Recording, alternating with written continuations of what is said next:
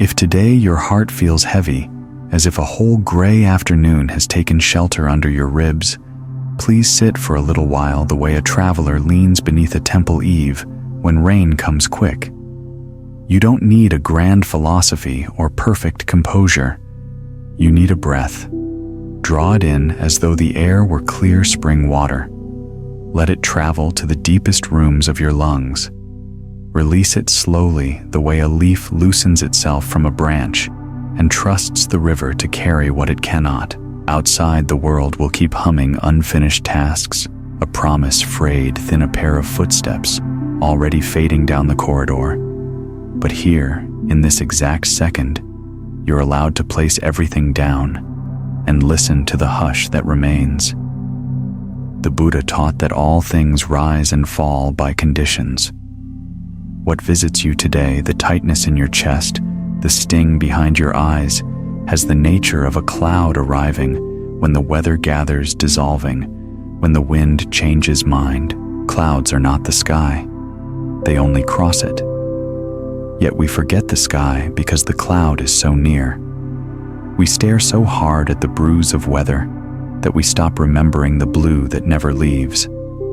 We clutch the hot coal of blame, planning to throw it at the world, unaware our own palm is the first to burn. You loved with your whole hands and met only winter.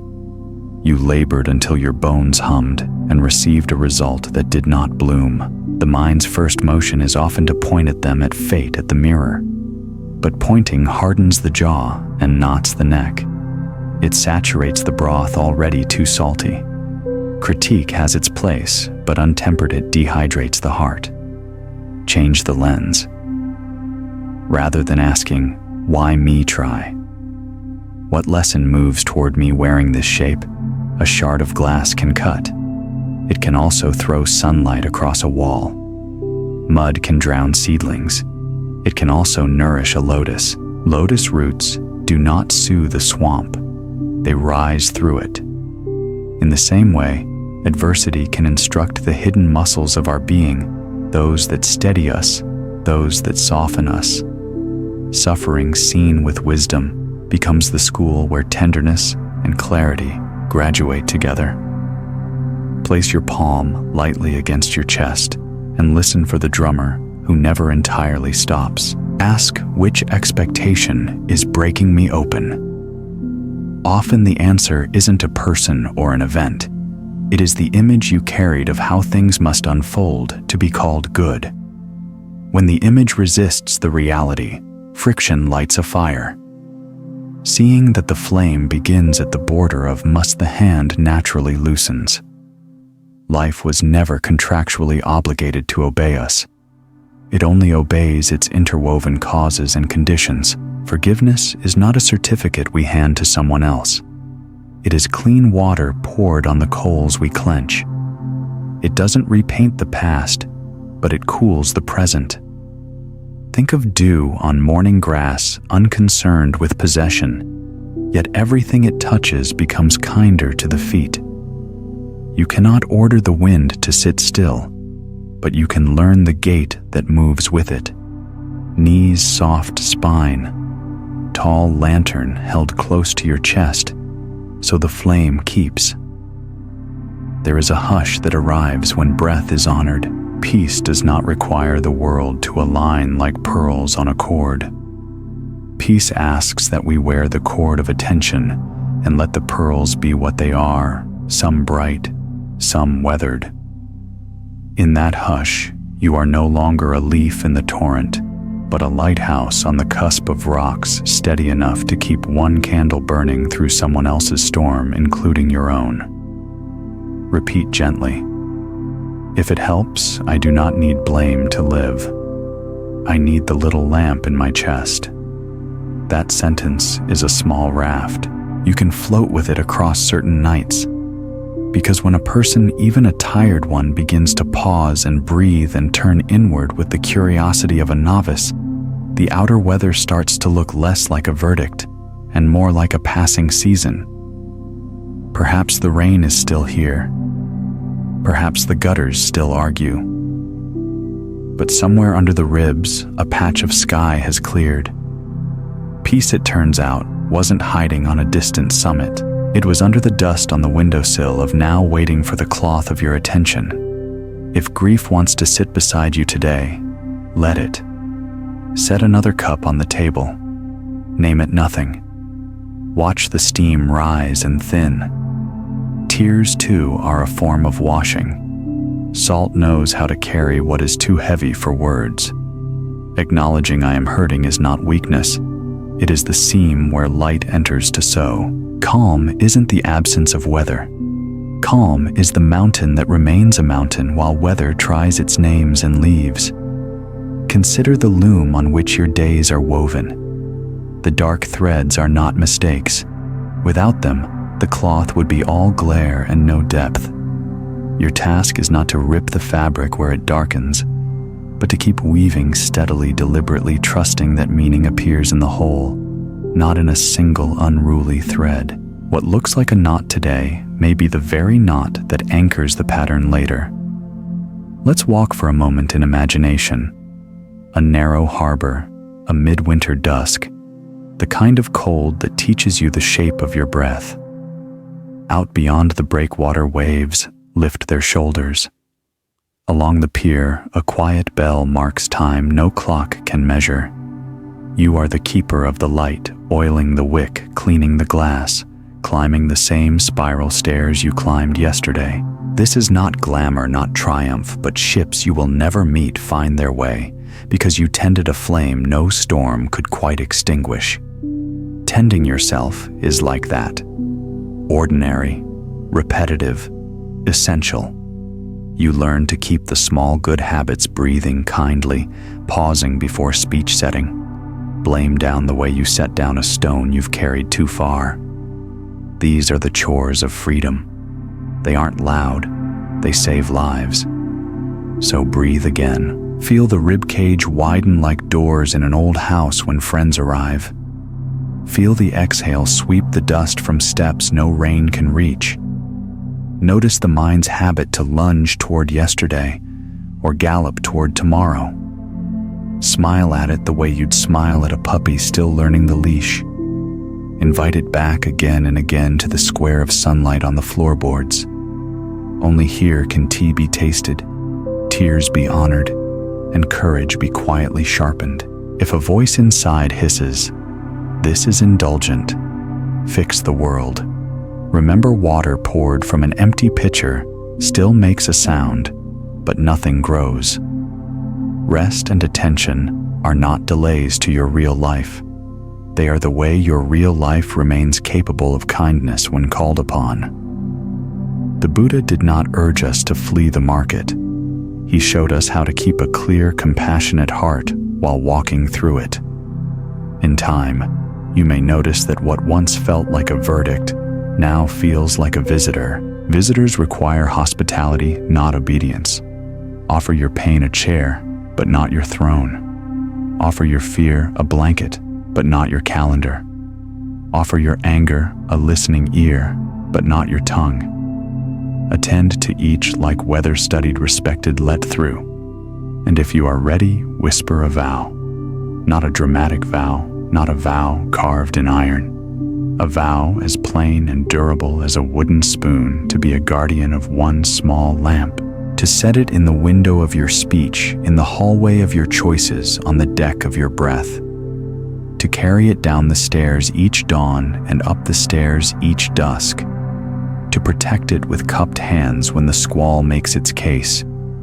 This is how a life is changed by simple light tended daily, refusing to argue with the wind, yet refusing to go out. You are not a storm report. You are the sky that holds weather without becoming it, and you are the keeper of a flame that does not need to rage to be real. Warm is enough. Steady is enough. Here is enough. Morning arrives not with trumpets, but with breath. A thin hush before the birds, a pale stripe of gold threading the horizon. You open your eyes and realize the world has been reborn without asking your permission. Every sunrise is a quiet reincarnation. Every breath, a renewal disguised as routine. The cup you set down last night is now cool. The flower that leaned toward the window has bowed its head. Even in sleep, impermanence was at work editing the script of reality line by line. The mind resists this truth. It wants to trap moments like butterflies in glass to keep love from fading youth, from wrinkling friendship, from drifting. Yet the glass always cracks. The wings still age. You learn painfully that to cling is to bruise what you love. Still clinging seems safer than letting go until the ache of holding becomes heavier than the fear of loss. Impermanence, when first met, feels cruel. It erases faces, dissolves. Laughter turns certainties to salt. But when looked at again, quietly, tenderly, it is the same law that allows grief to fade, wounds to heal, and dawn to return after night. It is not cruelty that moves the seasons. It is compassion disguised as motion. The leaf must fall so the branch can rest. The tide must retreat so the shore may breathe. You walk outside. The air smells like something between rain and memory. Dew trembles on the grass, transparent as the truths we often ignore. You watch one drop swell and fall, leaving a darker circle on the soil. That tiny act of surrender becomes a sermon. It tells you that beauty is not in duration, but in the sincerity of appearing and disappearing. The drop did not fail because it vanished. It completed its purpose by vanishing. The Buddha once said that attachment is the root of suffering, not because love itself is wrong, but because we mistake possession for love. We try to anchor what was meant to flow. Real love, like a river, gives life precisely because it moves. If you dam it with fear, the water stagnates. If you release it, the river continues clear and alive, sometimes visible, sometimes underground, but always present. Forgiveness, too, flows from this same understanding. You forgive not to condone what happened, but because you realize both you and the one who hurt you are caught in the same current of impermanence, shaped by causes you barely comprehend. The person who wounded you was once a frightened child, reacting to their own storms. You too have been that child. When you see this, the wall between offender and victim thins and compassion slips through like sunlight between old shutters. True forgiveness is not a declaration. It's a slow thaw. Ice doesn't announce when it decides to melt. It simply softens under warmth. And that warmth is your awareness. To forgive you must see not with judgment, but with clear eyes that understand how all beings are tangled in the web of causes and conditions. To see is to free. Inside the heart's monastery, forgiveness is the practice of unclenching. Imagine your hand has been gripping a stone for years. Muscles forget how to rest. When you finally open the palm, the release might hurt, the light might sting, but the hand remembers its original form, open, gentle, made for offering. This is the moment compassion is reborn, not as an idea, but as a living gesture. As you walk through the day, impermanence reveals itself in small scenes, a shadow lengthening a laugh, ending a bird taking off just before you raise your eyes. You realize the world is not breaking, it is breathing. Every ending is an exhale, every beginning an inhale. You are part of that breath, one note in the vast symphony of arising and passing away. Later, in the stillness of afternoon, you sit beneath a tree. Sunlight filters through the leaves, painting shifting constellations on your arms. You think of the people who have drifted out of your life, not out of malice, but because the river of time carried you to different bends. Some memories still sting, some glow softly, but beneath both pain and nostalgia lies the same truth. Love, when pure, doesn't demand permanence. It blesses change. To live with open eyes is to love without cages. The bird must be free to leave for its song to remain true. The friend must be free to walk their own path even if it leads away. And you must be free to let the past be past to honor it without resurrecting it. This is not coldness. It is reverence for the nature of things. When compassion deepens, it begins to include not only others, but yourself. Many people try to offer kindness outward while starving inward. They carry everyone else's pain, but never their own. Compassion without self-compassion eventually collapses from exhaustion. The Buddha's teaching of the middle way reminds us that balance is sacred. To care for yourself is not selfishness. It is maintenance of the instrument through which love is played. Close your eyes for a moment. Feel the quiet pulse beneath your skin. That rhythm has been faithful since before you could speak, beating through joy and grief alike. Whisper to it, "Thank you for staying." Gratitude is the bridge between awareness and peace. Every thank you is a soft bow to the universe, acknowledging that even in impermanence, something steady has carried you, perhaps not certainty, but presence. Presence is not a luxury. It is the doorway to reality. Most suffering arises not from what is happening, but from the mind's refusal to be with it. We replay the past, negotiate with ghosts, or sprint toward futures that never arrive. Presence interrupts this fever. It reminds you that now is not a step on the way to life. Now is life. Everything else is rehearsal. Watch your thoughts the way a monk watches incense smoke. They curl, shimmer, dissolve. You do not chase or swat them. You simply notice. Some thoughts will tempt you with nostalgia, others with fear. Smile at them as you would at travelers passing through your courtyard. You are the courtyard, not the travelers. You are the sky, not the cloud. When you forget this, anxiety grows. When you remember, peace returns not as a reward, but as your natural climate. Compassion matures when it ceases to depend on worthiness. You no longer ask who deserves it. You simply let it radiate. The sun does not choose which petals to warm. Likewise, the awakened heart gives not because others are flawless, but because giving is its nature. Yet to love wisely, you must also understand boundaries. A flame cannot offer light if it's smothered. True compassion is firm and gentle at once, like water that yields to the stone, but over time shapes it. Evening descends. You light a candle and watch the flame dance. Every flicker is a sermon in impermanence, a continual dying and being reborn moment by moment. The wax melts, the wick shortens, yet the light continues. Perhaps that is what we truly are, not the wax, not the wick, but the light that briefly takes their form. Sitting there, you sense the paradox that has always been true. Everything changes, and that is why love matters. Because we are fleeting, every kindness counts. Because nothing lasts, everything is precious. The petal falls precisely because it bloomed.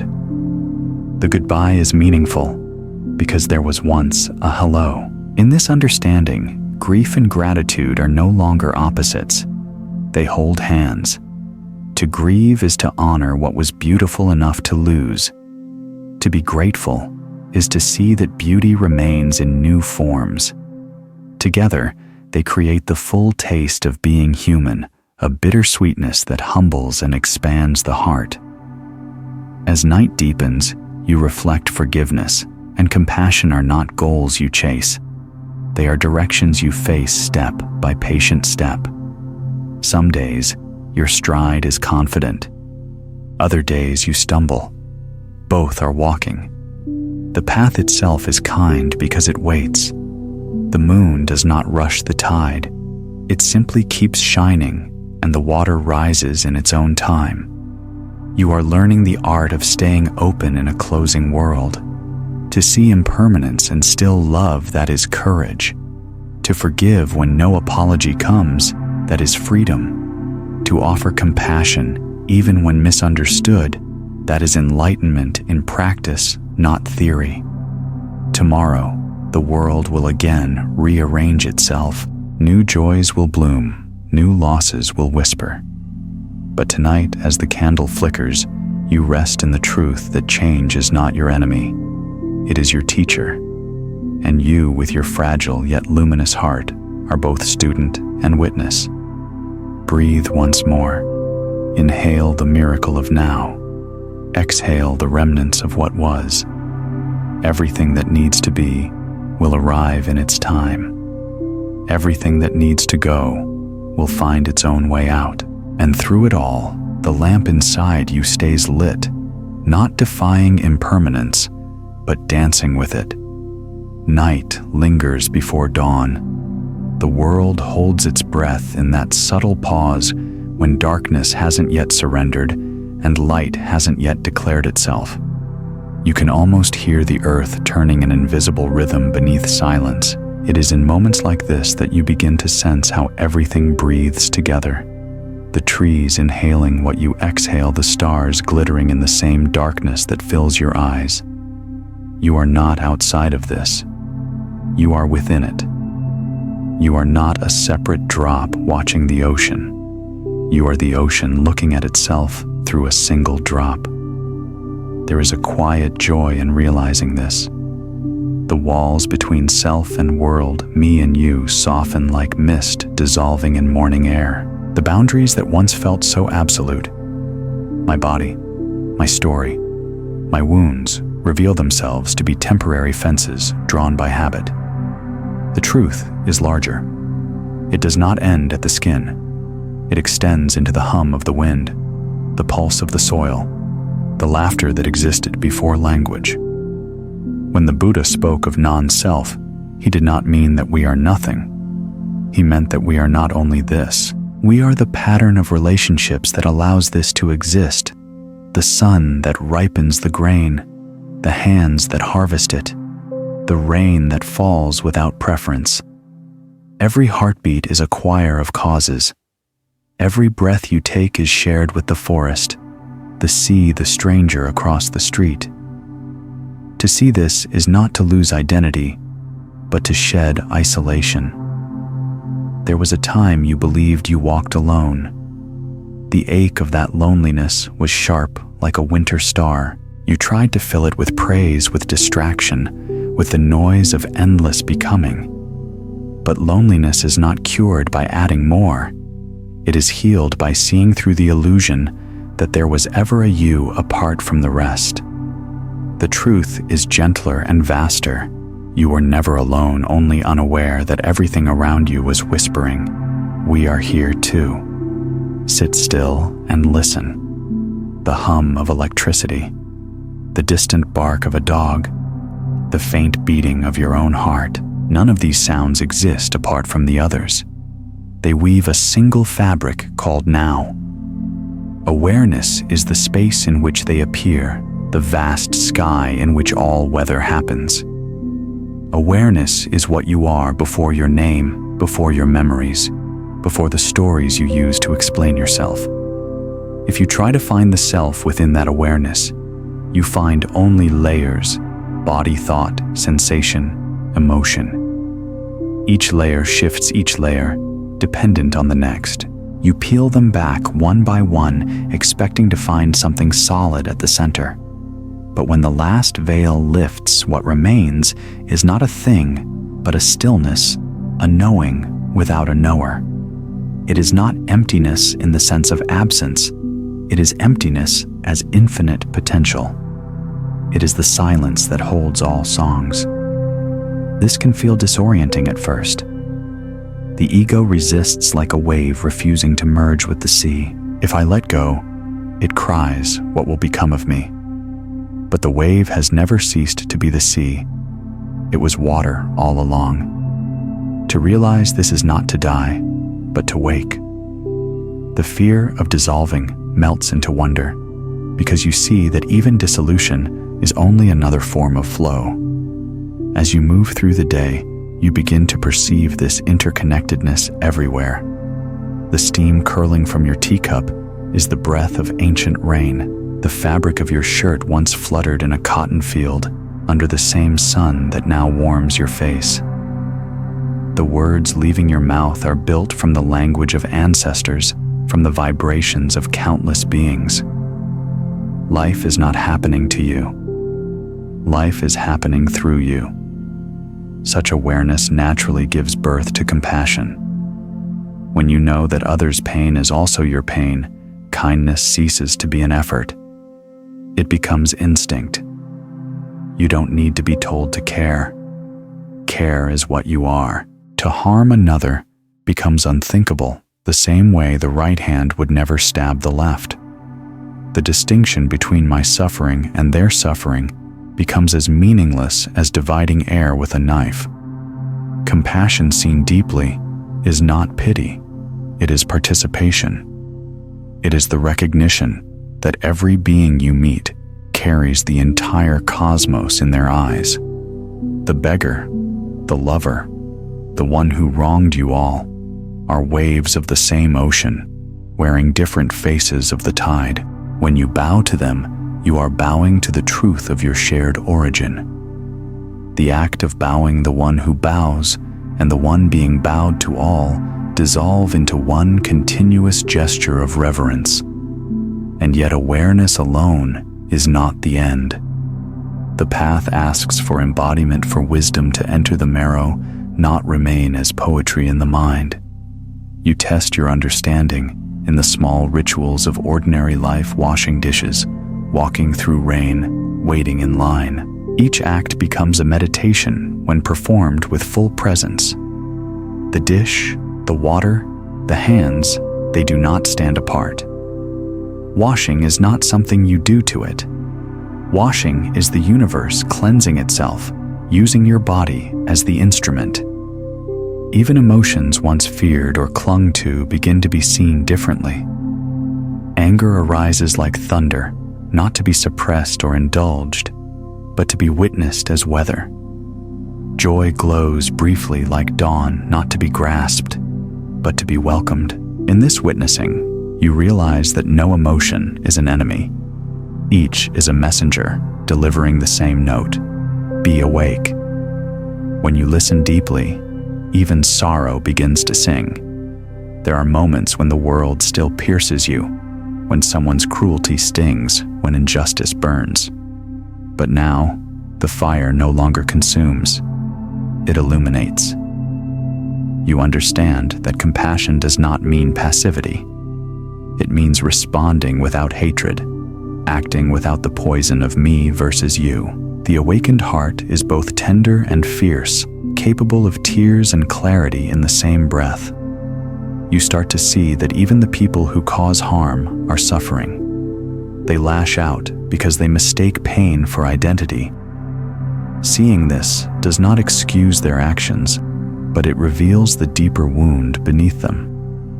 Hatred, when seen, clearly transforms into sorrow. Sorrow, when embraced, becomes understanding. Understanding blossoms into compassion. This is the alchemy of awakening. When you touch true emptiness, paradoxically, you also touch fullness.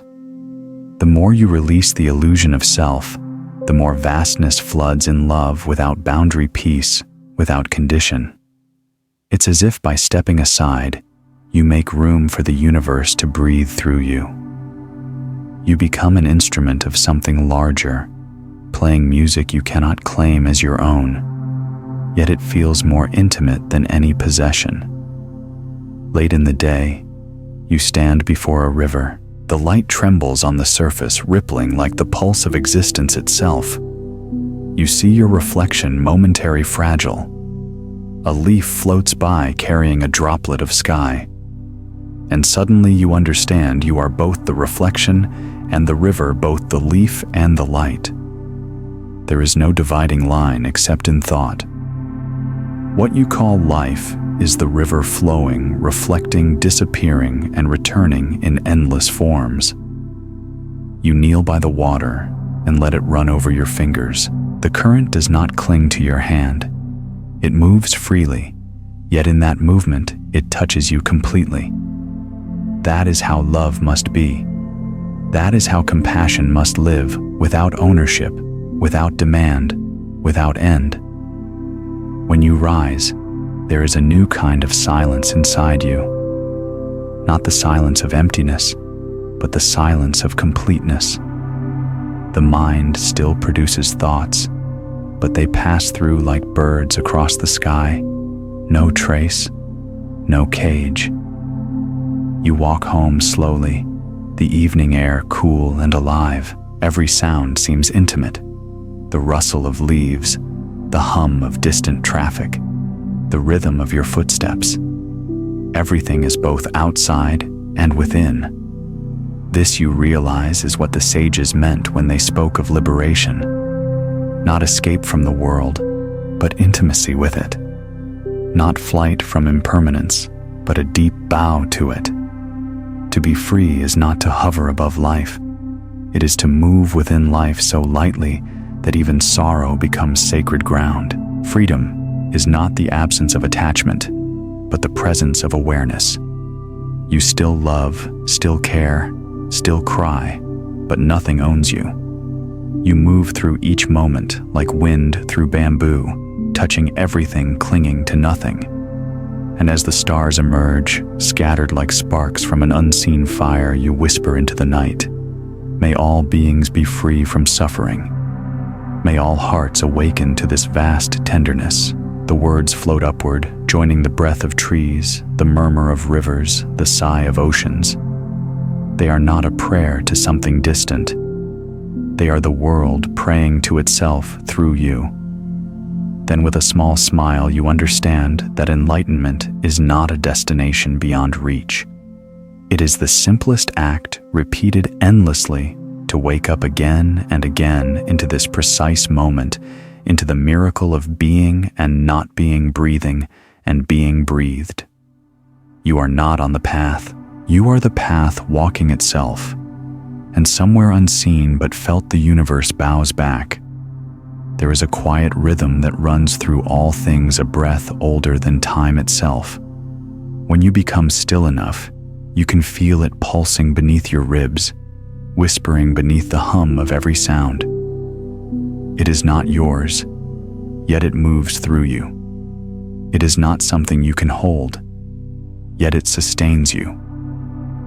This rhythm is mindfulness, the remembrance of being. Mindfulness is not effort. It is not something you chase or maintain with strain. It is the act of remembering what was never lost, the luminous clarity that has always been present beneath the noise. It is awareness coming home to itself as the ocean remembers its waves. You begin to see that you have spent much of life in forgetting, lost in the endless labyrinth of thought, always elsewhere, always after something. You were seldom here where life was quietly unfolding, like a traveler forever mapping destinations, but never feeling the soil beneath their feet. You lived in the future or the past, mistaking movement for meaning. But when you pause, when you breathe, truly breathe, the world gathers itself around you. You begin to see with new eyes. Every detail, the flicker of light across a wall, the murmur of wind through leaves, the warmth of a cup in your hands glows with unspeakable clarity. The ordinary reveals itself as extraordinary. The sacred hides nowhere but in the simple. The Buddha once said, "When walking, know you are walking. When eating, know you are eating." At first, this teaching sounds almost childlike, but when you begin to live it, you discover its depth. To truly know you are walking is to dissolve into the act itself, to feel each step rise and fall, as though the earth were breathing you forward. To eat with awareness is to feel sunlight and rainfall alive within the food, to taste gratitude itself. Mindfulness is not about fixing the mind, it is about befriending it. Thoughts will come as clouds come and go. You do not need to chase them nor push them away. Simply notice, this is thinking, this is feeling, this is remembering. Watch how each arises, dances for a while, and then dissolves. The watcher. The witnessing and the witnessed are not three. They are one seamless awareness looking at itself from different angles. There are moments when awareness feels fragile, like a flame in the wind. But even the wind is seen by the flame. Awareness is not disturbed by what passes through it. Joy or sorrow, gain or loss. They are ripples on the surface of a lake that never loses its depth. And slowly, the art of letting go begins to reveal itself not as a task, but as a natural unfolding. Letting go is not rejection. It is not pushing things away. It is the willingness to let everything be what it is. It is opening your hand and finding that the bird you once tried to cage will still rest there unafraid. You realize that most suffering arises not from what happens, but from your refusal to let it move through. The mind clings to ideas, to identities, to desires. It builds little nests out of memory and expectation, and then weeps when the wind carries them away. But life was never meant to be caged. Everything, even love, even joy, is meant to flow. To hold is to suffer. To release is to live. When you practice mindfulness, the distinction between holding and releasing becomes clear. A thought arises, you notice it. A feeling tightens the chest, you breathe with it. You do not push it down, nor indulge it. You simply witness its life cycle arising, blooming, fading, gone. The more you observe, the more you see that everything shares this same rhythm. Nothing stays. Nothing is missing. All flows. One day, while sitting quietly, you feel a surge of old pain, a memory, a regret. In the past, you would have turned away, distracted yourself, or drowned in self-blame. But now you stay. You breathe into it. You whisper inwardly, "It's okay. You may be here." The pain long denied trembles, then softens like ice meeting sunlight. It doesn't disappear, but it transforms. You see that pain too is seeking liberation. Mindfulness does not erase suffering. It embraces it. It is the gentle hand that touches the wound without fear, knowing that healing begins with contact. To be mindful is to walk barefoot across the terrain of your own heart, tender, open, unguarded. In that vulnerability, strength is born. Letting go then becomes not an act of abandonment, but of love. You let go because you have finally learned to trust life. You understand that clinging to what was only obscures what is. You understand that the river flows whether you fight it or not, and so you learn to float, not passive, not lost, but deeply aligned with the current of existence. This floating is not indifference. It is freedom. You still care. You still act.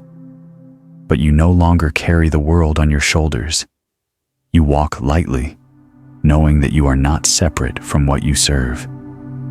You no longer demand that life fit your design. You begin to see that life's design is vast and merciful, even when it breaks you open. Every sunrise becomes a reminder of impermanence. Every sunset a teacher of surrender. Each breath arising and vanishing becomes a sacred lesson in life and death. When you exhale fully, you feel how natural letting go truly is. The body does it without command. Only the mind resists whispering, "Hold on." But what if you trust the exhale?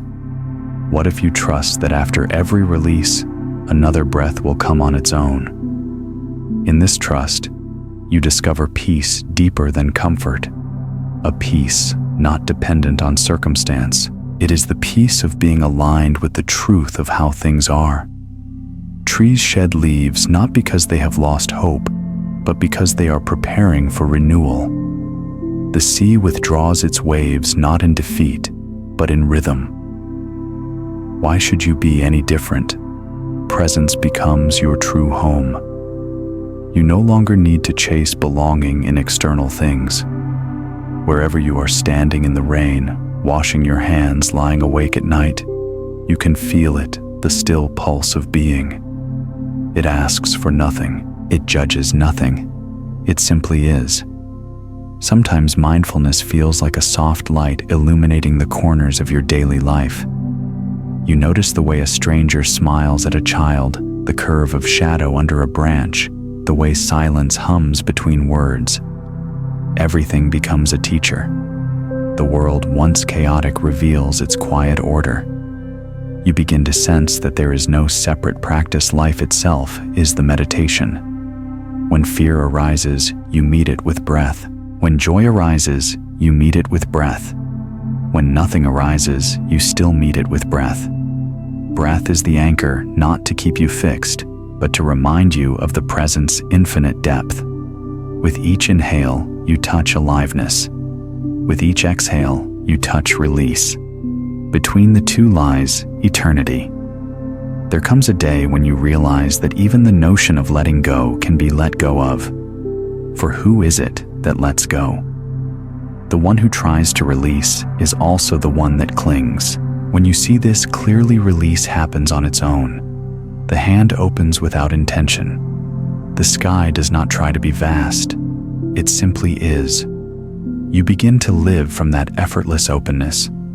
Challenges still come, but you meet them differently. When someone speaks harshly, you hear not an attack, but an echo of their own suffering. When plans fail, you see not loss, but redirection. The world remains the same, yet your seeing transforms it. Letting go is not a single event. It is a continuous unfolding, a rhythm of birth and death occurring countless times a day. You let go of a thought, of an expectation, of a self-image. You let go of needing to be seen, to be right, to be in control. And each time you release, space appears vast, luminous, alive. The paradox is that in letting go, you do not lose. You gain everything. What falls away were only the walls. What remains is the sky. You do not become empty. You become whole. Even the smallest acts reflect this new understanding. When you drink water, you drink it slowly, aware of its coolness. When you listen, you truly listen, not waiting to speak, but absorbing the living voice of the moment. You begin to see that every action can be sacred if performed with full awareness. Folding clothes, tying your shoes, closing a door, all can be gestures of awakening. Sometimes you falter. The mind still wanders. Old patterns still pull, but now you do not scold yourself. You smile gently. You bring the mind back, as a parent brings back a curious child, patient, kind, unhurried. Each return is a small enlightenment. Each moment of remembering is the seed of freedom. And when the day ends, as darkness gathers its soft mantle around the world, you sit quietly. The breath slows, the mind quiets. You feel gratitude not for something in particular, but for being itself. For this opportunity to exist, to learn, to awaken, to let go. The stars above seem to pulse with your own heartbeat. You feel no boundary between you and them. The same fire that burns within the stars burns quietly within your chest. The same silence that holds galaxies holds your breath. And in that recognition, there is no more seeking. There is only being, vast, tender, and utterly here. Mindfulness, you see now, is not a state you reach. It is what remains when the noise subsides. Letting go is not a technique. It is the natural response of a heart that has finally learned to trust the flow of life. Presence is not something to practice. It is what you are when you stop pretending to be elsewhere. And so you rest not in indifference, but in intimacy with everything. The wind moves, and you move with it. The rain falls, and you fall with it. The world breathes, and you breathe with it. No resistance, no separation, only the exquisite simplicity of now. In this stillness, you realize there is nothing left to become, nothing left to hold, nothing left to fix. Life is already complete in its unfolding. The art of letting go is the art of returning again and again to the timeless heartbeat of presence. There comes a moment when the heart, after so much striving, simply exhales. It stops negotiating with the world, stops demanding that joy must look a certain way, or that peace must arrive wrapped in perfection. In that moment, acceptance begins not as resignation, but as an awakening into balance. The river finally realizes it was never meant to flow straight. Acceptance is not defeat. It is the understanding that reality does not need your permission to be what it is. It moves according to causes and conditions older than thought, and when you stop arguing with it, you begin to hear its music. You start to notice that life, even in its imperfections, is deeply harmonious, a rhythm of gain and loss, growth and decay, arrival and departure. The harmony was always there. It was your resistance that made it sound like noise. To accept does not mean you must agree with everything. It means you meet everything without hatred. It means you bow to the moment however it comes and whisper, "Yes, I see you." Whether the moment arrives clothed in laughter or pain, you greet it as a guest, not a conqueror, not a victim. You allow it to stay as long as it must, and then you let it go when it leaves. Acceptance is hospitality of the heart. In the light of this hospitality, balance appears. Balance is not a fragile stillness that can be disturbed by the slightest breeze. It is a deep and supple equilibrium, like the ocean calm beneath its waves. On the surface, events rise and fall, storms, tides, reflections of passing clouds. Yet in the depths, silence abides. That silence is not emptiness. It is presence vast enough to hold everything. You begin to sense this depth within yourself. The world can shake, but something in you no longer shakes with it. Not because you have grown numb, but because you have grown vast. You have discovered the center that is not at the center, the space within all spaces untouched by the winds of fortune. This is equanimity. Equanimity is not cold detachment. It is radiant evenness. It is the warmth of understanding that allows you to stand amidst both joy and sorrow without drowning in either. You no longer chase one or flee the other. You understand that both are teachers, different verses of the same song. You remember the Buddha's teaching. Just as a mountain is unmoved by the wind, so the wise remain unmoved by praise or blame. To live this way is not to deny feeling, but to no longer be imprisoned by it. Praise may touch you, blame may sting, but neither can shake the knowing that who you are is beyond both. In daily life, this equanimity expresses itself in small, almost invisible ways. When someone misunderstands you, you do not rush to defend. When plans change, you do not collapse. When things go well, you enjoy them fully, but without the fear of their ending. When they fade, you bow in gratitude for their having been. Each experience is met with the same gentle nod, "This too." That phrase becomes the mantra of balance. This too is part of the path. The mind, once restless, begins to resemble a still lake. Thoughts still ripple across its surface, but they no longer distort the reflection of the sky. You can look into yourself and see clearly not only your beauty, but also your shadows, and you do not flinch. You recognize both as transient weather patterns of the same vast sky. You learn to love yourself, not because you are flawless, but because you are real. Acceptance does not mean the end of growth. In fact, true transformation begins only after acceptance. What is denied cannot be healed. What is resisted cannot evolve. When you finally stop wishing for a different reality, you free yourself to act wisely within the one that exists. You become like a sailor who no longer curses the wind, but learns to adjust the sails. The direction may change, but the journey continues.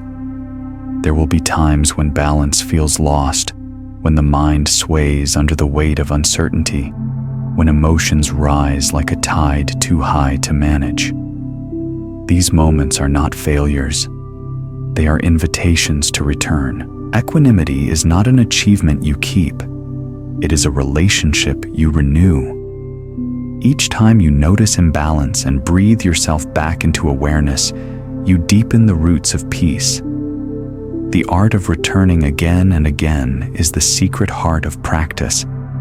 You will fall, but you will rise with greater gentleness. You will lose your center, but each rediscovery will be more profound. You begin to realize that even imbalance is part of balance. Even forgetting is part of remembering. Nothing is wasted. The path includes every step, even the ones that wander. In moments of acceptance, compassion flowers effortlessly. You no longer measure others by how well they meet your expectations. You understand that everyone is learning just as you are. The person who speaks harshly is struggling with their own storms. The one who disappoints you is walking through their own fog. Seeing this, your heart softens. Judgment turns to understanding, and understanding to care. You stop trying to fix the world and start tending to it gently, humbly, like a gardener tending fragile seedlings. Inner balance also means knowing your limits. There are times when stepping back is the most compassionate act. You do not pour from an empty cup. You do not stand in a fire thinking it is kindness to burn. Equanimity includes discernment, the wisdom to know when to engage and when to release. The middle way is not a line of compromise. It is the open road between extremes. To cultivate equanimity is to live like a tree. The tree does not resist the seasons. It does not mourn its fallen leaves or cling to its blossoms. It accepts the rhythm of growth and rest, knowing both are sacred. It stands rooted and open, offering shade fruit or bare branches as the moment requires. And through it all, it remains silent, generous, balanced. Sometimes as you sit quietly, you can feel that same rootedness within yourself. It does not come from control, but from surrender. The more you let go, the deeper your roots grow. They reach into stillness, drawing nourishment from the silence beneath everything. The winds of change blow, but you sway without breaking. That swaying, that yielding is strength in its truest form. Acceptance transforms your relationship with time. You stop racing toward the future or mourning the past. You begin to dwell in the spaciousness of now, where every moment opens like a flower that has waited eternity to bloom. You understand that nothing is missing because the fullness of life is always here. This realization does not dull your ambition or numb your desires. It purifies them. Your actions are no longer driven by lack, but by love. You do not act to escape the moment. You act as an expression of it. Balance also means peace with uncertainty. The mind craves guarantees, but life in its wisdom offers none. The path ahead is veiled as it should be. Equanimity is learning to walk anyway with soft steps and open eyes, trusting that the ground will appear beneath your feet. When doubt comes, you do not chase certainty. You rest in mystery. The heart, once addicted to answers, learns to breathe in questions. Acceptance is not a single moment of revelation. It is a lifelong bow. You bow to joy and to pain, to clarity and to confusion, to the 10,000 forms of this vast and fleeting world. Each bow is a recognition. This too belongs. And in this great belonging peace becomes unshakable. You notice that when you no longer fight, what is even simple things shine with quiet grace. The sound of rain on the roof, the taste of water, the feeling of your own heartbeat all reveal themselves as gifts. Gratitude no longer depends on circumstance. It arises naturally like fragrance from a flower. Gratitude and equanimity are siblings. One recognizes beauty, the other holds it gently. When you live in this way, even endings are soft. You no longer fear them because you see they are simply beginnings in disguise. The sun sets not to die, but to make room for the moon. Loss, too, is part of the great balance, not a theft, but a turning. What goes prepares the space for what comes. What dies makes the soil for what is born. As you sit at the close of day, perhaps watching the slow fade of light, you sense this truth in your bones. Nothing is missing, and nothing can truly be taken. You have begun to live from the still point, that sacred center, where acceptance and action meet, where stillness dances, where the heart is vast enough to contain all opposites. Equanimity is not the end of emotion, but the end of struggle. Life continues to ebb and flow, but now you move with it, not as a puppet of circumstance, but as a participant in its grace. You are both the wave and the watcher, both the flame and the space in which it burns. You are the calm within motion, and motion within calm. This is the fruit of mindfulness, not escape, but intimacy. Not withdrawal, but a deeper engagement with reality as it is. You live more fully because you resist less. You suffer less because you understand more. The world has not changed, but your seeing has. The same rain now blesses rather than burdens. The same silence now soothes rather than isolates. Balance has turned the ordinary into the sacred. And when the final silence comes, as it must for every being, you will greet it not as an enemy, but as an old friend returning home. You will exhale without fear, as you have practiced countless times before. You will know even then that nothing is ending, only another form of balance beginning. For now, though, you rest poised between breath and breath, between day and night, held by the great equilibrium of existence. And in this stillness, you smile, not because all is perfect, but because all is allowed to be. There comes a dawn when the heart no longer divides the world into what it wants and what it fears. The sky is simply the sky, vast, unpainted, and free.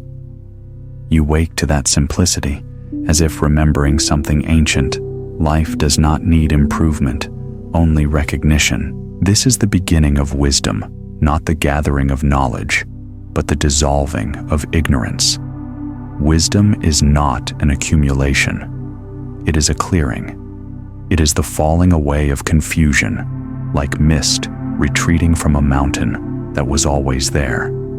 The mountain does not need to move to be revealed. The clouds simply drift away. So too with the mind. When you stop adding, defending, analyzing, and naming, what remains is luminous, and still awareness itself, vast as the sky and as silent as dawn. This awareness sees without dividing. It recognizes the dance of opposites, joy and sorrow, gain and loss, and knows them as partners, not enemies. It understands that form and emptiness are not two things, but two ways of seeing the same thing. The wave and the ocean, the flame and its light, they are one event appearing as two. Wisdom is the seeing that ends separation. You begin to notice that understanding does not arrive through thought. It blooms from silence. There are moments when a truth lands inside you without words, like a feather settling on still water. You do not reason your way into it. You simply know. It is not a knowing that can be explained, because it is not about something. It is something. It is direct contact with what is real. In this quiet knowing, joy arises naturally, not the excitement of acquisition, but the ease of alignment. Joy without reason. Joy that does not depend on outcome or approval. The kind of joy that lives quietly under the ribs, steady as breath. It is the joy of a mind at rest within itself, like a lake reflecting the moon without effort. This joy is not loud. It has no need to announce itself. It does not demand witnesses. It is the fragrance of freedom, invisible but undeniable. It flows from the deep understanding that nothing needs to be otherwise, that even this breath, this moment, is complete. When wisdom matures, it sees that nothing ever truly comes or goes. Appearances change, but essence remains not as a thing, but as the continuity of being itself. The tree falls, but the forest continues. The flame dies, but fire persists. Even the self that you once guarded so carefully is seen as a series of ripples on the same vast pond. The ripples fade, but the water remains clear. You understand now why the Buddha smiled. It was not a smile of triumph, but of release, the smile of one who no longer carries the impossible burden of control. When you see the nature of things clearly, striving softens into compassion. You still act, you still care, but your actions are no longer born of fear or desire. They arise from wisdom's quiet joy, like wind moving through trees, soundless until it touches the leaves. Wisdom is not distant. It lives in the smallest gestures. When you lift a cup of tea with full awareness, that is wisdom drinking itself. When you speak with kindness, that is wisdom giving itself a voice. When you listen without judgment, wisdom listens through you. It does not belong to you. You belong to it. You are its expression, not its owner. The mind once moved through the world, collecting opinions, identities, experiences, building itself as though accumulation could lead to completion. But wisdom moves differently. It travels lightly. It collects nothing, clings to nothing, and yet understands everything. It knows that all forms are temporary disguises of the same eternal movement. There is a quiet clarity in this seeing. You no longer confuse emotion for truth, nor silence for emptiness. You see that even silence speaks, that even stillness moves. Wisdom perceives motion within rest, and rest within motion. It perceives eternity within impermanence. This is why it does not despair. You sit beneath a tree, watching light ripple through leaves. Each flicker, each shifting shadow reveals what wisdom means. The play of sunlight is ceaseless, yet the space it plays in remains unchanged. In that space, everything arises and passes. The mind that once clung to each beam now relaxes. It sees that there is no need to hold what cannot be lost. To live with wisdom is to trust the flow of things. You stop trying to force meaning. You begin to see that meaning is not made. It is revealed like stars appearing when the mind grows dark enough. In their quiet shimmer, you find guidance without map or command. Joy deepens into serenity. Serenity into love. Not the love that reaches or grasps, but the love that simply is. The love that recognizes itself in every form, in a stranger's eyes, in the ache of farewell, in the pulse of a raindrop. Wisdom's love is inclusive. It does not choose. It shines. This love does not ask who deserves me. It only asks, how can I serve what is real? It has no agenda, no fear of loss, because it does not arise from the self. It arises from the knowing that there is no separate self to protect. The river does not fear giving itself to the sea. It was always moving there. As the days pass, you begin to notice that joy has changed its language. It no longer shouts through pleasure or achievement. It whispers through presence. It breathes in the pauses between thoughts. It hums in the stillness before sleep. Even pain, when seen through wisdom, becomes a note in the same song, lower, deeper, but not dissonant. Wisdom teaches that nothing is wasted. Every tear you have shed, every mistake you have made, every joy that bloomed and faded, all were teachers leading you here. Understanding this, gratitude wells up unbidden. You bow inwardly to every experience, whispering, you too were part of the way. This bow is the quiet joy of awakening, not dramatic, not final, but continuous. Each moment you see clearly, you awaken again. Awakening is not a destination. It is the natural unfolding of awareness.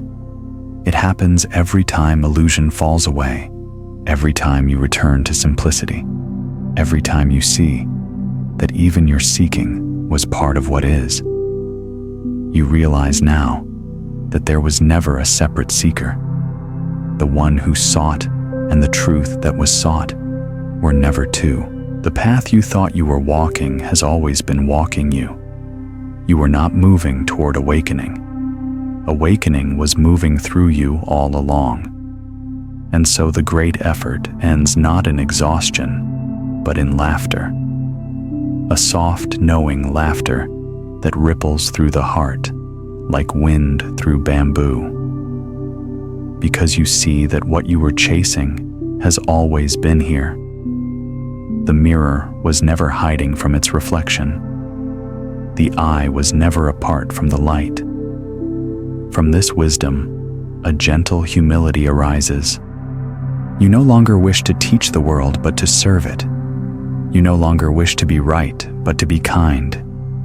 You no longer wish to shine, but to illuminate quietly the way dawn does, without proclamation, without agenda. In this humility, wisdom and compassion meet and become one. Insight without compassion is incomplete. Compassion without insight is blind. Together, they form the wings of awakening. With both you, rise not above the world, but into it, light as air, steady as presence. There will still be times when sorrow visits, but now you greet it like an old friend. You offer it tea, sit with it, and listen to what it has to teach.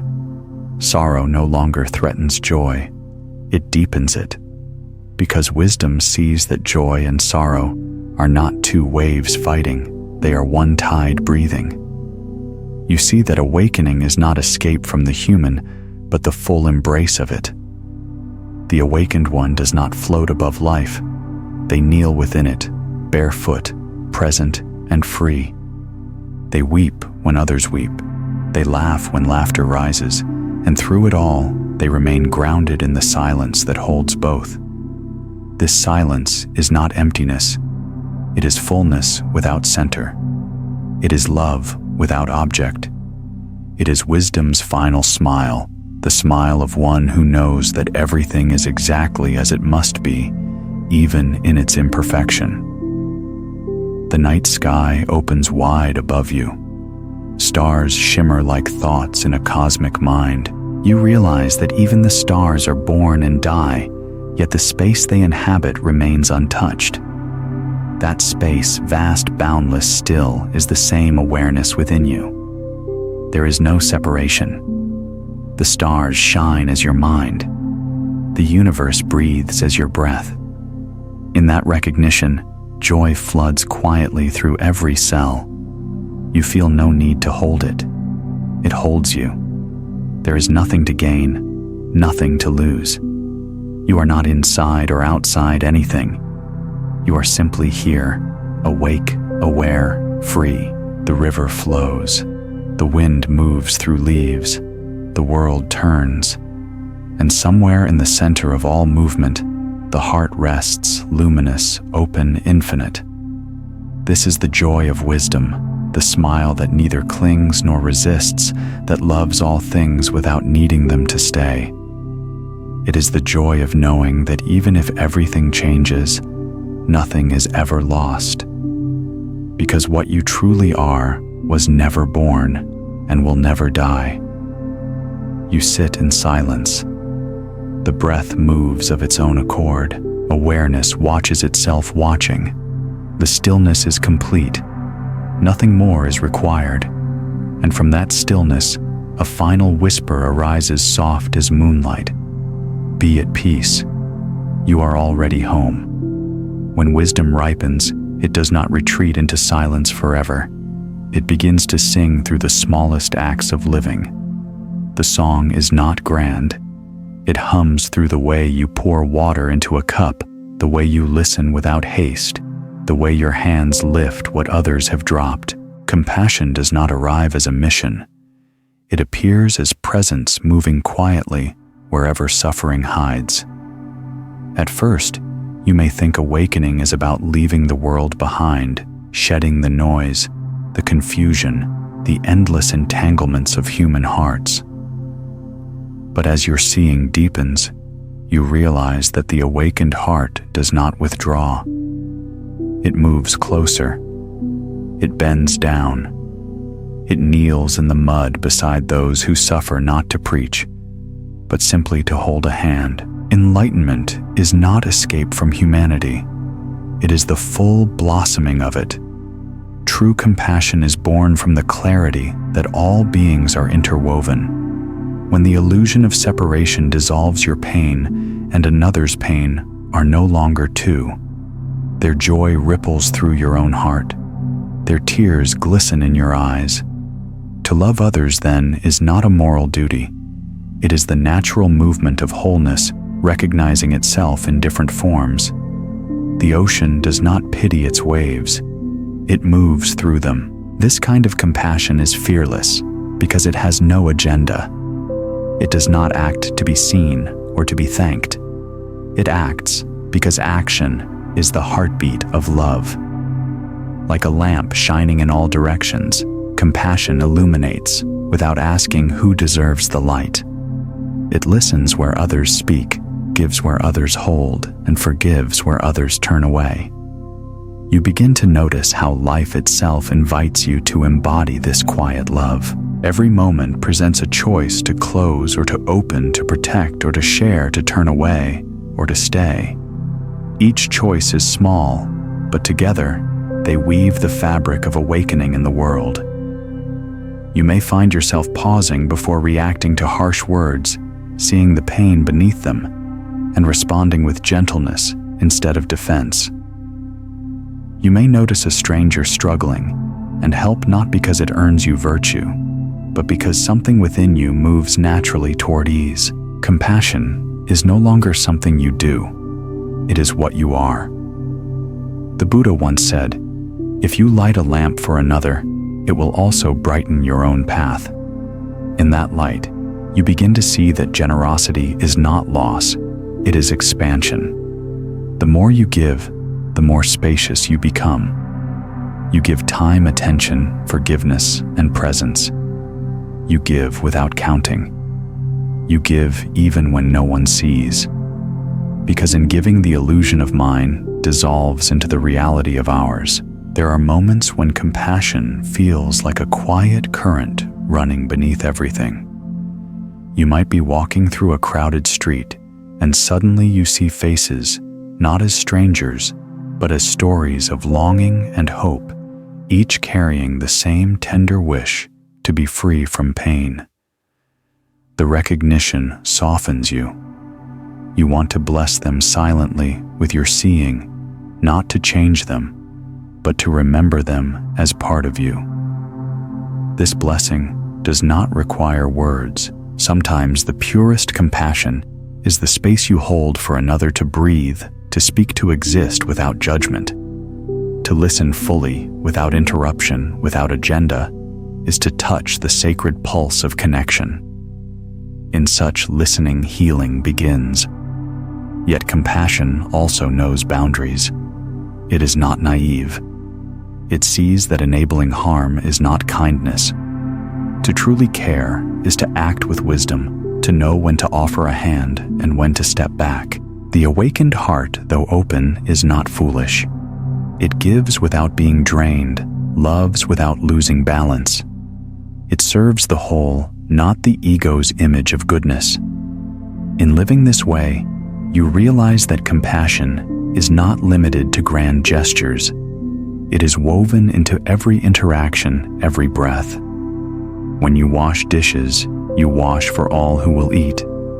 When you walk gently, you walk for the earth itself. When you smile, you offer peace to the air around you. Nothing is too small for love. Even the act of breathing becomes a practice of giving and receiving. You inhale the suffering of the world with understanding, and you exhale ease and peace.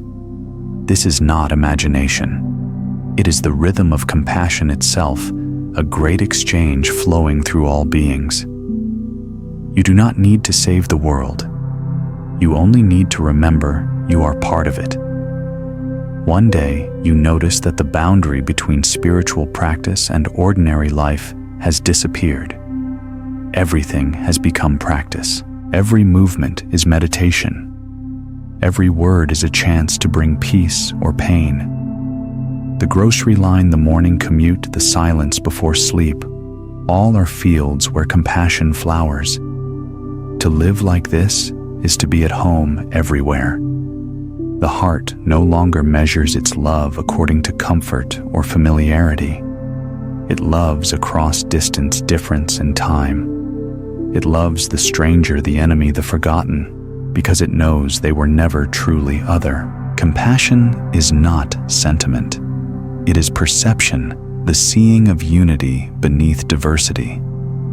There will be moments when your compassion is tested, when the world's cruelty feels unbearable, when people act with ignorance or greed, when you are tempted to close your heart to protect it.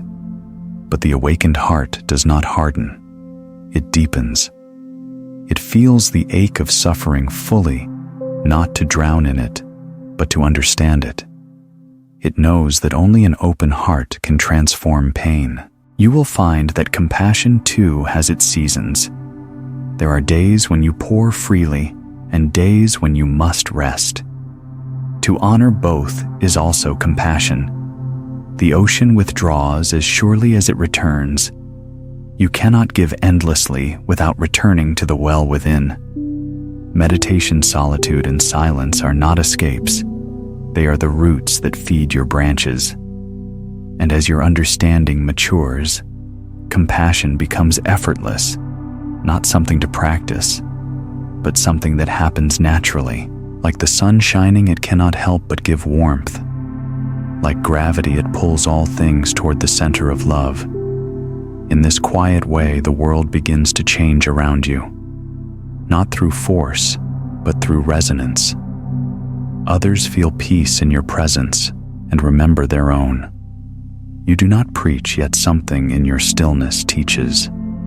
The ripples extend outward, touching lives you will never meet in ways you will never know. You realize that the highest form of compassion is presence itself, to be fully here with whatever arises without resistance, without judgment. Whether with another person or alone in silence, presence is the purest gift. It is saying, I am here. You are safe. You are seen.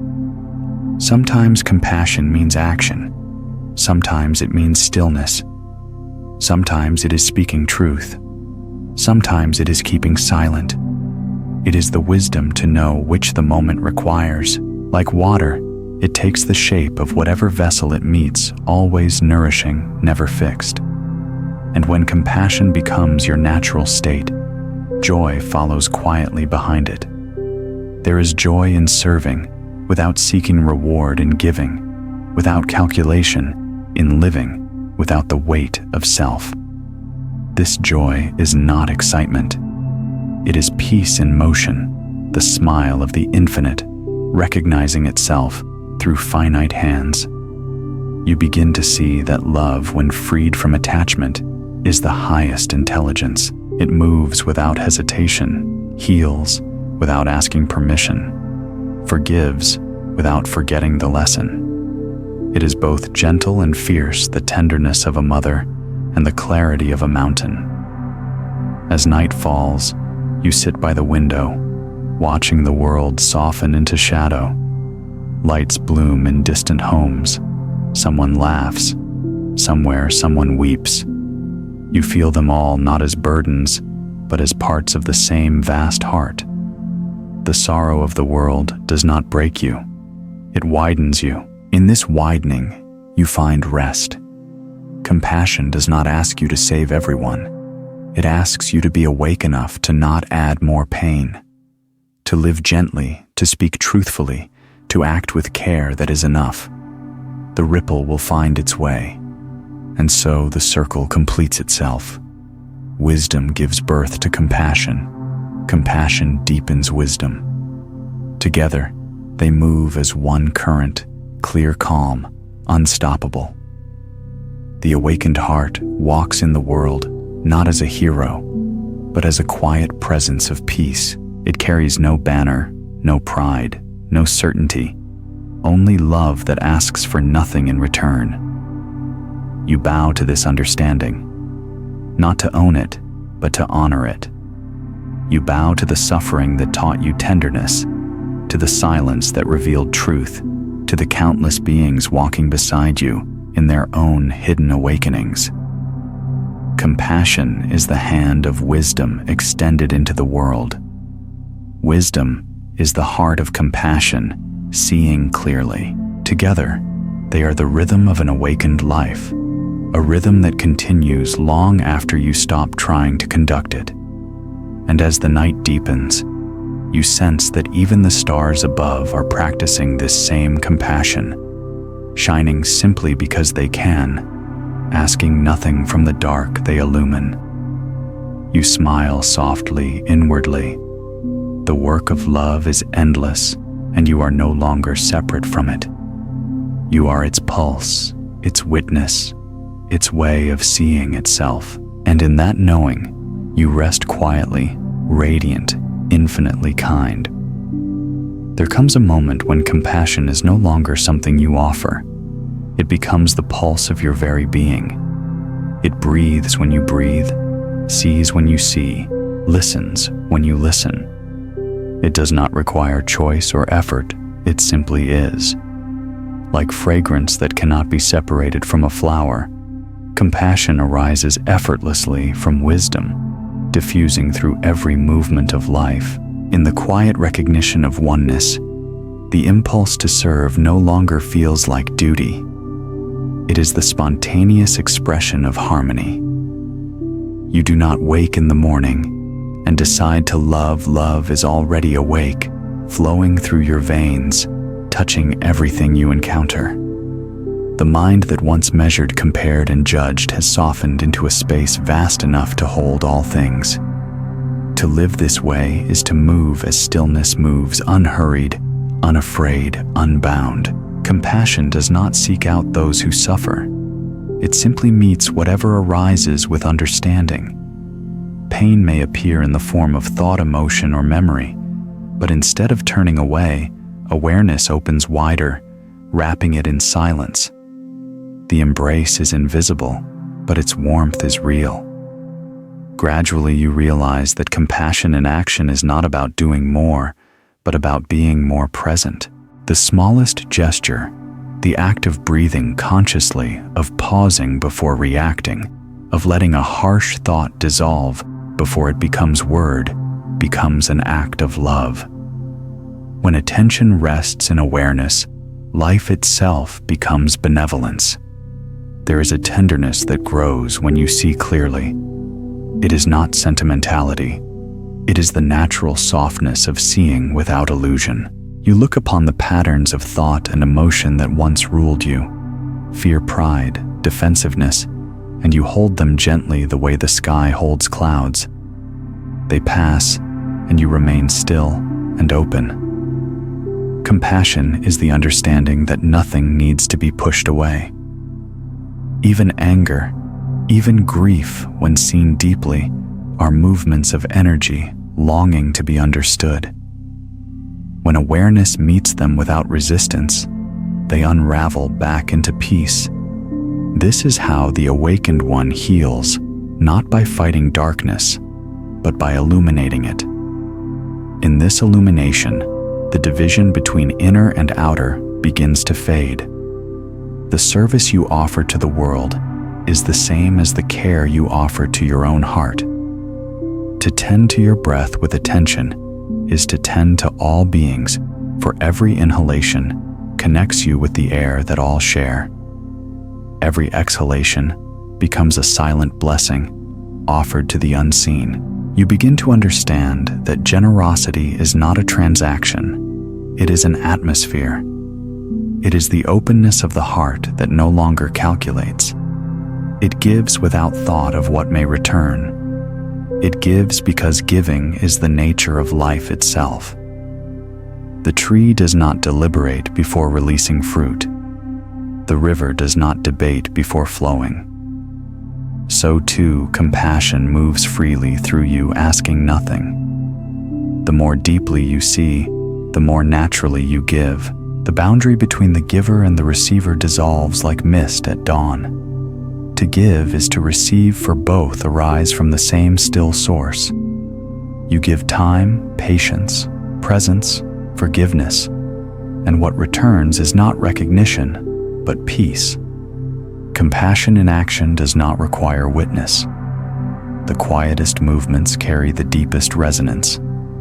The mere intention to wish well, even unspoken, even unseen, alters the fabric of the moment. A single breath held with awareness can be a prayer that spans the world.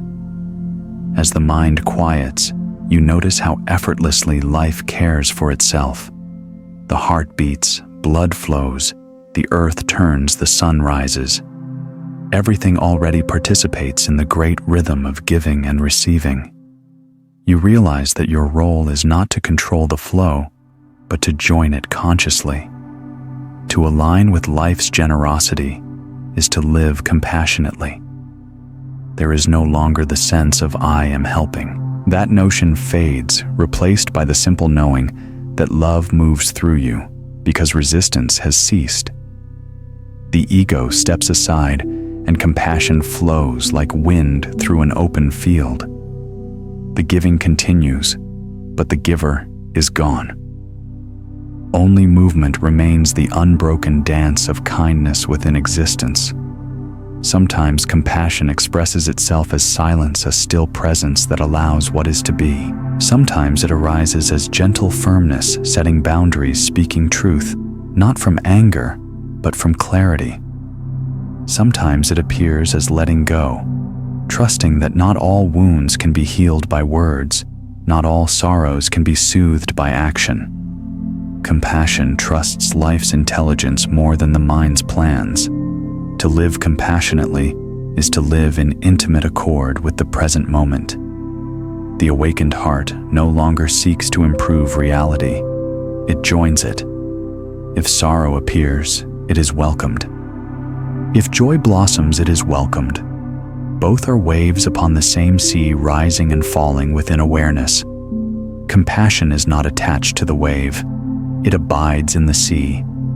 In this deep seeing, even the concept of compassion begins to dissolve. What remains is simplicity, life knowing itself. The breath enters, the breath leaves. Awareness watches. Kindness pervades. There is no longer the one who is kind, only kindness unfolding itself through countless forms. The practice of mindfulness, once effortful, becomes the natural state. The heart listens without agenda. The mind moves without friction. Awareness shines quietly through every perception. This transparency is itself compassion, for when nothing obstructs, love flows. Gradually, you sense that all movement in life, the wind through trees, the beating of a heart, the turn of the seasons is love in motion. It does not need to be named as such. It simply is the intelligence of being expressing itself. And when you rest in awareness, you are that same intelligence knowing itself as love. To embody compassion in action is not to become someone special. It is to become no one, to be a clear vessel through which the vastness of life gives itself.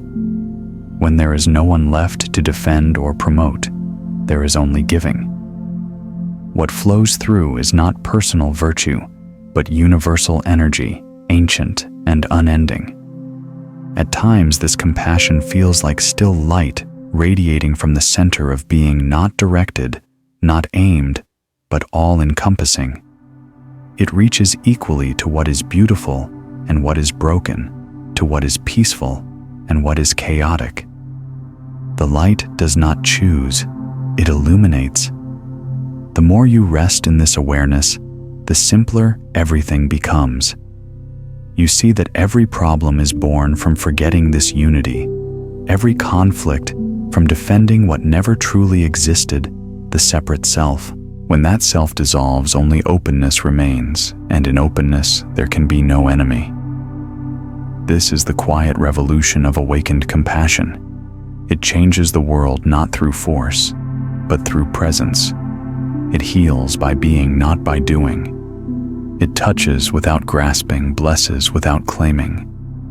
Its power lies in its stillness, in the steady, unwavering gaze that sees all things as part of the same unfolding mystery. There is a sweetness in this way, of living a sweetness that does not depend on outcome. It is the joy of alignment, of resting in what is true. When you move, you know the universe moves with you. When you rest, you know the universe rests in you. All striving ends in this harmony. Even suffering, when viewed through this lens, becomes a doorway. You see that every being in their pain is seeking their way home to this same love. And because you have tasted the way home, you cannot help but wish the same return for all. This wish, silent, sincere, boundless, is the essence of compassion in action. You carry this wish gently, not as burden, but as light. It glows softly in the heart, guiding you through each moment. There is no fatigue in this light, because it draws from an inexhaustible source. As long as there is awareness, there is love. As long as there is love, there is movement. And so compassion continues not as an act to complete, but as the very rhythm of existence. It moves through the rising and falling of breath, through the beating of hearts, through the unfolding of every instant.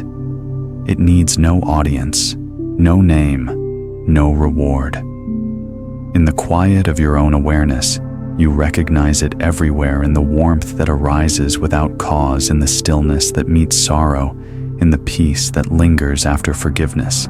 Compassion in action is not something to cultivate. It is what remains when nothing is withheld. At last you understand to live is to serve. To breathe is to give. To awaken is to dissolve the line between giver and gift. This is the grace of awakened compassion, infinite, effortless, and always here. And in that understanding, you rest transparent, luminous, unafraid.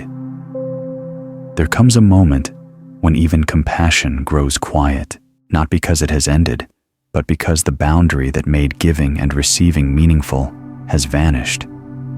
What remains is not feeling, not thought, not even peace as something to be felt. What remains is a spaciousness so complete it cannot be measured. Awareness looks for itself and finds only openness. It sees no edges, no inside or outside, no direction from which it came. All points dissolve into a single point that is everywhere. The breath moves, yet the breather is gone. Sound arises, yet there is no listener, only vibration trembling in an infinite field of quiet. This is not an experience you can keep, because it belongs to no one. It is the quiet recognition that everything has always been this way. The wave never left the sea. The flame never ceased being fire. The seeing has always been pure, but until now it mistook reflections for itself. You sense that time too has loosened its grip. Past and future collapse into transparency. The mind that once traced beginnings and endings now rests like a feather on still air. Moments no longer arrive or depart. They shimmer as one continuous now. And in this now, the 10,000 things are not many. They are one taste, one movement, one shining breath. It feels like standing inside light, with eyes made of light, like listening to a silence that hums with infinite tones. There is no joy, yet joy permeates everything. There is no love as emotion, yet love infuses the space the way warmth fills sunlight. Nothing needs to be reached. Everything already is. The old language of duality, subject and object here and there, falls away like autumn leaves. What you once called the world is simply awareness unfolding within itself. It dreams the stars and the dust, the laughter and the cry, the beginning and the end, and then wakes inside its own dream smiling. You realize that all opposites were never enemies but mirrors. Birth was not the opposite of death, but its reflection. Noise was not the opposite of silence, but its texture. Form was not the opposite of emptiness, but its gesture. Everything is made of the same single essence, knowing. In that realization, the effort to name, to define, to secure meaning falls away. The mind that once strained toward understanding bows to mystery, not the mystery that hides answers, but the mystery that is the answer. It shines without source like light that is simply there. You may try to say, "I am awareness," but the words dissolve before they finish. Even I is too much. What remains cannot be possessed by pronouns or ideas. It is not personal awakening, but the awakening of the whole. It is not the self seeing truth. It is truth seeing itself as everything. Stillness deepens until it hums. It does not negate motion. It contains it. Every pulse, every heartbeat, every flutter of a leaf happens within this vast quiet. You feel the same aliveness in the center of the galaxy and the center of your chest. Distance loses meaning. Here and everywhere become synonyms. You remember the stories of seeking the longing, the questions, the endless turning toward and away, and you smile gently. The path was never leading anywhere but here. Every step, every misstep, every fall was already held in this spacious grace. Even ignorance was a form of knowing disguised as the journey to itself. Now there is only awareness aware of awareness. No watcher, no watched. A mirror facing itself, shining without object. The light does not illuminate. It is illumination. There is a profound ordinariness in this. The world continues, sounds, colors, sensations, breathing. Nothing vanishes except the sense of ownership. Life lives itself effortlessly without a manager. What once felt separate mind-body world now moves as one continuous rhythm. You notice that choice and spontaneity no longer stand apart. Action arises when it must, stillness when it must. No calculation, no hesitation, just the seamless unfolding of the whole within the whole. Compassion acts, wisdom speaks silence, rests all without anyone doing them.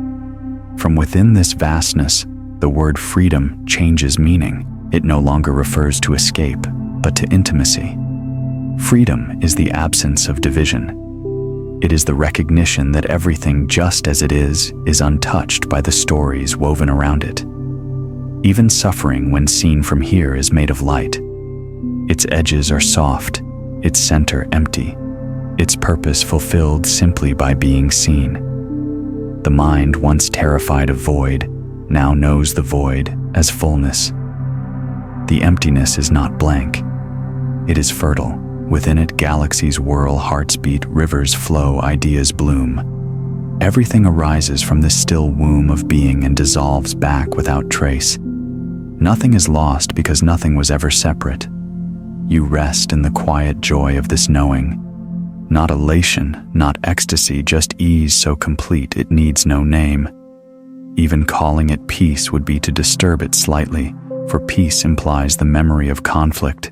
And here there is no memory at all, only this radiant unknowing. Awareness cannot cling to itself. It simply shines. And in that shining, all things exist perfectly, even their imperfections. The crack in the bowl, the sorrow in a song, the fleetingness of beauty, all are expressions of the same whole, each revealing that wholeness by being transient. You realize that form is the way the formless learns to dance. Sound is the way silence learns to speak. Movement is the way stillness explores its own vastness. The world was never a distraction from truth. It was truth in motion. This recognition does not abolish the world. It sanctifies it. Every sight, every touch, every breath becomes sacred, not because of what it represents, but because of what it is: pure awareness appearing as texture, as taste, as heartbeat. Nothing needs to be purified. It was pure all along. The simplest things now reveal infinity. The pause between inhalation and exhalation. The space between two thoughts. The softness at the center of sound. These tiny openings are gates to the vast reminders that infinity hides not at the edge of the universe, but in the intimacy of each moment. In this boundless clarity, even the desire to remain here fades. Who would remain? Where is here? The notion of continuation or return dissolves, for there was never departure. The ocean cannot leave its waves. The sky cannot step outside itself. You sense that words are approaching their limit. Language, faithful companion, until now bows before the unspeakable. Still, gratitude arises not from someone grateful, but as a fragrance from the whole. It is the natural offering of being to itself. If this could be spoken, it would sound like a whisper from within the silence. There is no second thing. All is one seeing, one knowing, one being. You have never been apart. And in that final whisper, even the whisperer dissolves.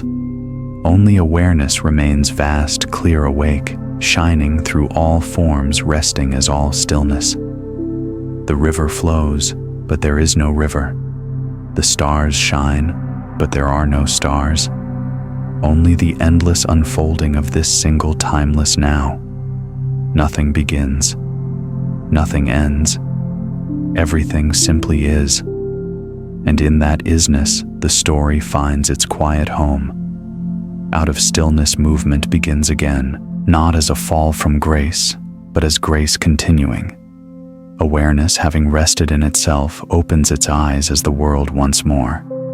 The same light that shimmered beyond form now pours gently into form, hands, breath, footsteps, morning air. The return is not a departure from unity. It is unity discovering its own reflection in the everyday. You rise, you walk, you eat, you speak, and every motion glows with a softness that was invisible before. Nothing has changed, yet everything shines. The cup on the table, the rhythm of your pulse, the sound of the wind, each is a syllable of the same sacred language. You no longer seek meaning. Meaning radiates from everything. The weight of tasks, the pattern of events, the unending cycle of days, none are burdens now. They are the choreography of being itself. Work is not separate from meditation. Speech is not separate from silence. Life has become the temple where the infinite bows to its own form. The mind still thinks, but its thoughts move like birds through open sky, free, effortless, without walls. Emotion still arises, but without the gravity of identity. Sorrow passes through like rain through light. Joy glows without clinging. You feel everything, but nothing confines you. Experience continues, but ownership has dissolved. When the heart acts now, it acts from stillness. Compassion moves as naturally as the tide. It does not decide. It responds, helping, resting, speaking or saying nothing. Each arises at the precise moment it is needed, then fades like a wave completing itself. This spontaneity is not chaos, but harmony. The universe breathing through the space you once called me. Even responsibility has changed its tone. Before you carried the world on your shoulders. Now the world carries you. Service no longer feels heavy because there is no one left to be burdened. You sweep the floor, answer a question, share food, all without thought of virtue or reward. Each gesture is its own fulfillment, each act a mirror reflecting the same quiet joy. The simplest things have become luminous. The taste of water, the warmth of sunlight across your arm, the pause between two words. These are no longer small, they are complete universes. Awareness does not divide life into sacred and mundane. Every detail participates in holiness simply by existing. From this perspective, even imperfection is beautiful. A crack in a wall, a mistake in speech, a tear in fabric, all reveal the play of transience. You understand that life's fragility is its art. If everything were permanent, nothing would ever shine. You no longer try to polish reality. You let it gleam as it is. Relationships, too, begin to transform. You listen differently, without waiting to reply, without shaping outcome. You hear beneath the words, the longing, the confusion, the quiet wish to be seen. And because you no longer defend an image of self, the space around you widens. Others feel safe there, often without knowing why. Peace radiates not from what you say, but from what you no longer resist. To love now means to allow. You give others the dignity of their own journey. You do not rush to correct or to fix. You know that every being ripens at its own pace. Every heart opens when conditions are kind. You offer kindness freely, but you do not demand that it be received. Compassion has learned patience. You discover that joy can coexist with grief, that peace is not the absence of movement, but its ground. When sorrow visits, you do not exile it. You let it sit by the fire. When happiness arrives, you do not clutch it. You let it dance and move on. Everything passes through, and you remain transparent. Equanimity is no longer effort. It is the natural fragrance of understanding.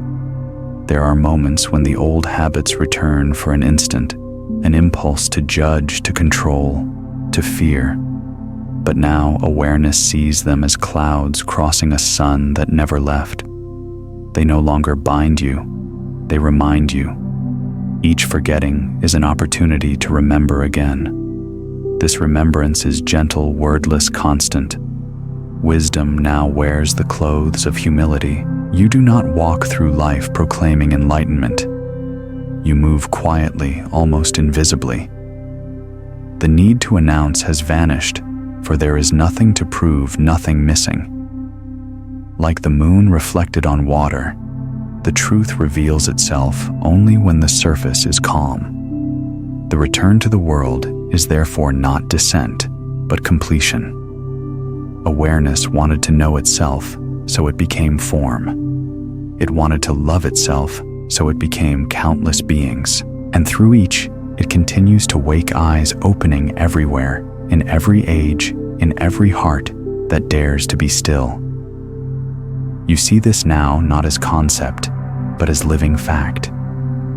Sometimes the stillness within you meets the noise of the world, and instead of retreating, it listens. It recognizes its own music, hidden in the dissonance. Even conflict, even confusion, is the play of harmony disguised as tension. When you see this, you no longer divide the world into wrong and right, light and dark. You see the pulse of balance weaving through all opposites.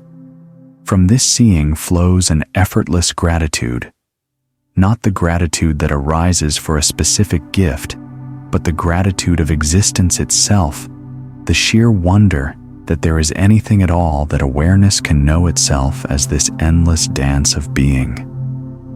Gratitude now breathes you. Every inhalation whispers thank you. Every exhalation whispers yes. Daily life becomes a rhythm of consent, saying yes to each unfolding, yes to the rain, yes to the delay, yes to the ache of uncertainty. This yes is not passive. It is powerful, the affirmation of trust in the intelligence of what is. From that trust, creativity blossoms naturally. Words, gestures, insights, acts of care all appear without struggle, as if the universe were composing through your hands. There is laughter, too light, quiet laughter at the great cosmic game. The seriousness that once shadowed every endeavor has melted into play. Even work, even challenge now, carries the flavor of play, because everything is the movement of one awareness, exploring its possibilities. You do not escape difficulty, but difficulty no longer traps you. You move through it like wind through reeds, flexible, unbroken, free. Occasionally, memory returns to the earlier stages of seeking the questions, the searching, the longing for meaning.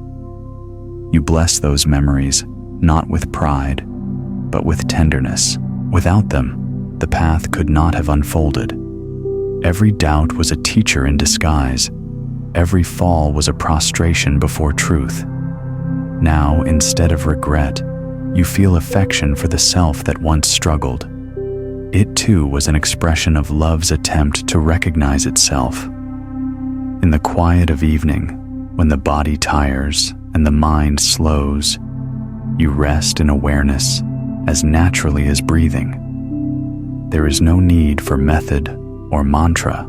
The silence that once had to be sought now simply is woven through every heartbeat, humming beneath every thought. The stillness has followed you back into motion, and motion too has learned to rest. You begin to see that awakening is not an ending, but an ecology. It renews itself through every life, every act of kindness, every pause of understanding. It passes silently from one being to another, not through teaching, but through presence. To be awake is to be a seed of peace, sown wherever you stand. You may never see how it flowers, but the fragrance lingers long after you are gone. This knowing removes the last trace of urgency. There is nothing left to attain, nothing to defend. You live lightly, walk gently, speak honestly, and let the days unfold. If joy comes, you bow. If sorrow comes, you bow. Bow to all, resist none. In this ceaseless bowing, life bows back. When morning comes again, sunlight filters through the same familiar world, yet it feels newly born. You rise not as someone who possesses wisdom, but as the world awakening through human form. You wash your face, feeling the cool water as the universe touching itself. You step outside, and every sound, the birds, the passing voices, the whisper of wind, is your own voice returning. This is the true return, not the mystic escaping to mountains, but awareness coming home to the marketplace, seeing the sacred in the ordinary, the infinite in the fleeting. The awakened heart does not hover above the world. It walks among it barefoot and smiling. It leaves no mark, yet blesses every step. In the end, there is no end, only this flowing balance of being and becoming, stillness and motion, silence and song. The path that began as longing concludes as wonder, and wonder continues without conclusion.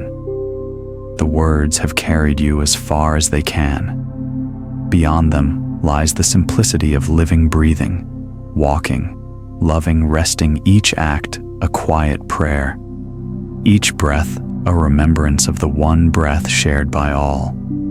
And somewhere within that vast simplicity, a whisper rises, not from you, but through you. May this peace move as kindness through all hearts. May this seeing remember itself in every gaze. May this love continue endlessly as the world itself.